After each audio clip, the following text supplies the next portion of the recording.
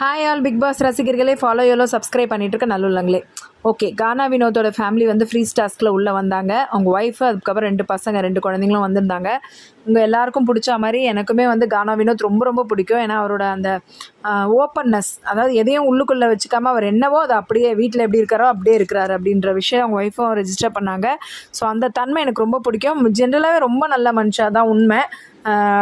சரி, பதட்டப்படுறது, அந்த டென்ஷன் நம்ம வீட்டில் இருக்கிறவங்கலாம் அப்படி தான் இருப்போம். அவர் நேச்சரை மாற்றிக்காமல் அவர் அப்படியே இருக்கிறாரு. அதுதான் அவரோட ஸ்பெஷாலிட்டி. ஸோ அவங்களும் டாஸ்க் முடிச்சுட்டு வந்ததும் ரொம்ப ரொம்ப கலகலான்னு, வீடே பயங்கர கலகலான்னு ஆயிடுச்சு. அமிதா இருக்கட்டும், பார்வதியாக இருக்கட்டும், மற்றபடி சபரி ரொம்ப பசங்களோட ஜாலியாக விளையாண்டுட்டு ரொம்ப ஜோவியலாக கொண்டு போயிருந்தாங்க. அவங்க ஒய்ஃப் ரொம்ப நல்லா இருந்தாங்க. நல்ல ஹேரு, பிக் பாஸ் கண்டஸ்டன்ட் ஆகக்கூடிய எல்லா லட்சணங்களும் இருக்குது. பாடுறது, டான்ஸ் ஆடுறதுன்னு எல்லா டேலண்ட்டும் இருக்கக்கூடிய ஒரு பர்சன் தான். சொல்கிறதுக்கு இல்லை, நெக்ஸ்ட்டு சீசன் 9 இது முடிஞ்சு 10 வரும்போது அவங்களே வந்து கண்டஸ்டண்ட்டாக வந்தாலும் வந்துருவாங்க. அந்த அளவுக்கு தெளிவாக இருக்காங்க. ஸோ அவங்க பொண்ணு அவங்களும் ரொம்ப க்யூட்டாக மழலைக்கு சொல் மாறாத இன்னும் பாட்டு பாடுறது, பேசுறதெல்லாம் இருக்குது. பையன் பயங்கர கருப்பாக இருந்தாலும் கலையாக இருக்கும்னு சொல்லிட்டு அவ்வளோ கேமரா ஃபோட்டோஜெனிக் ஃபேஸு, ரொம்ப நல்லா இருந்தாங்க. ஸோ அப்படியே ரொம்ப அழகாக இருந்தது. அவங்க 2 பேருக்குள்ளே பேசிக்கின விஷயங்களுமே வந்து ரொம்ப ஜென்ரல் டாபிக் தான் பேசிக்கிட்டாங்க, கானா வினோத்தும் அவங்க ஒய்ஃபும். அதே மாதிரி அந்த கோவப்படாத அப்படின்ற சின்ன சின்ன விஷயங்கள் தான் ரொம்ப தெளிவாக சொல்லி கொடுக்குறாங்க அவங்க பாக்யலட்சுமி. இவர்கிட்ட இருக்கிற சில ஃப்ளா அது எல்லாமே அவங்க நிறைவுபடுத்துறதுனால தான் இவங்க 2 பேர் லைஃபும் குடும்பம் ரொம்ப அழகா இருக்கு.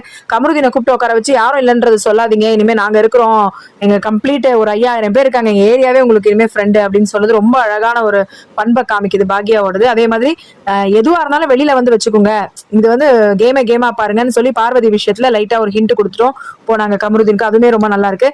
அதே மாதிரி ஜெயிச்சுட்டு கப்போட வா அப்படின்ற ஒரு சின்ன ஹிண்ட் கொடுத்தாங்க. அது இன்னொரு விஷயம் நோட் பண்ணிங்கன்னா, நான் வீட்டில் இருக்கும்போது என்ன சொல்லியிருந்தனோ அதை செஞ்சிடாத அப்படின்ட்டு போனாங்க. அதை பெட்டி எடுக்கிறத பத்தி சொல்றாங்கன்னு நினைக்கிறேன் பாக்யா.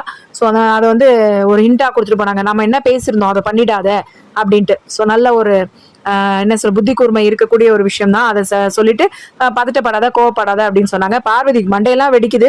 நான் எல்லாரையும் பத்தி சொல்லு, இதை பத்தி சொல்லணும், இதை பத்தி ஏதாவது பெருமை பீத்தணும், அதுக்காக உட்கார வச்சுட்டு துருவிட்டே இருந்தது. ஆனா அந்த இடத்துல ரொம்ப சட்டிலா அழகா எல்லாரை பத்தியும், சாண்ட்ரா பத்தி கூட ரொம்ப அழகா தெளிவா சொல்லியிருந்தாங்க. நீங்க 2 குழந்தைய வளர்த்து ஆளாக்கிருக்கேன், அதை விடவா பெரிய பிரச்சனையை பார்க்க போறீங்கன்னு சொல்லிட்டு பார்வதி அந்த கண்ணு அடிப்பட்ட போது கூட ரொம்ப போல்டா இருந்ததை பத்தி சொல்லிட்டு போனாங்க. எல்லார பத்தியும் ரொம்ப அழகா பேசினாங்க அவங்க பாக்யலட்சுமி. ரொம்ப நிறைவா இருந்தது அவங்க வந்தது. அவங்க வெறும் ஒரு chocolate, Cadbury's dairy milk chocolate அமிச்சாரு பிக் பாஸ், அதோட அவங்க பர்த்டேவை முடிச்சாங்க. நம்ம சேனல் கொஞ்சம் சப்ஸ்கிரைப் பண்ணி ஆதரவு கொடுங்க மக்களே. ஸோ தட் இந்த லைவ்ல வரக்கூடிய விஷயங்களை இன்னும் நிறைய வந்து லைவா ஷேர் பண்றதுக்கும், அதை பத்தின விஷயங்கள் உங்ககிட்ட வந்து கொண்டு வந்து சேர்க்கறதுக்கும் அது இலகுவா இருக்கும். தேங்க்யூ.